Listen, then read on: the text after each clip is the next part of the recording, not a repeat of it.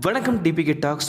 மூன்று முடிச்ச சீரியலில் மாதவி அவங்களோட கணவராக அசோக்குன்ற கதாபாத்திரத்தில் நடிக்கிறவர் பற்றின பயோகிராஃபி தான் நம்ம இந்த வீடியோவில் பார்க்க போகிறோம். அசோகா இந்த சீரியலில் நடிக்கிறவரோட உண்மையான பேர் திலீபன். இவர் ஆரம்பத்தில் தன்னோட மீடியா கரியரை அசிஸ்டன்ட் டைரக்டராக சமுத்திரக்கனி அவர்கள்ட்ட தான் ஆரம்பிச்சிருக்காரு.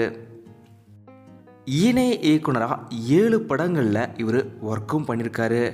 எப்படியாவது டைரக்டர் ஆகணுன்ற ஆசையோடு தான் இவர் இருந்திருக்காரு. ஆனால் இவருக்கு அந்த டைரக்டர் ஆகிற வாய்ப்பு கிடைக்காத நிலையில் சமுத்திரக்கனி அவர்கள் போராளி திரைப்படத்தில் இவரை நடிக்க வச்சார்.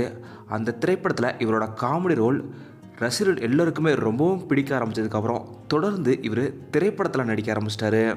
கிட்டத்தட்ட 40க்கும் மேற்பட்ட திரைப்படங்களில் இவர் நடிச்சிருக்காரு. இதே போல் சத்யா, இப்போது கரண்ட்டாக 3 முடிச்ச சீரியல்களையுமே நடிச்சிட்ருக்காரு. போராளி திரைப்படத்தில் இவர் நடித்ததுனாலேயே இவர் தன்னோட பெயரோட போராளி திலீபன்னு பெயர் மாற்றிக்கிற அளவுக்கு அந்த திரைப்படம் இவருக்கு அவ்வளோ பேர் ஏற்படுத்தி கொடுத்துச்சு.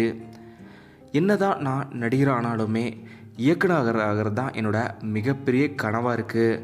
கண்டிப்பாக ஒரு நாள் நான் இயக்குனர் ஆவேன்னு அவர் சொல்லியிருக்காரு. திலீபன் அவர்கள் முகம் பார்க்கும் காதல்ன்ற ஒரு வெப்சீரிஸும் பண்ணியிருக்காரு.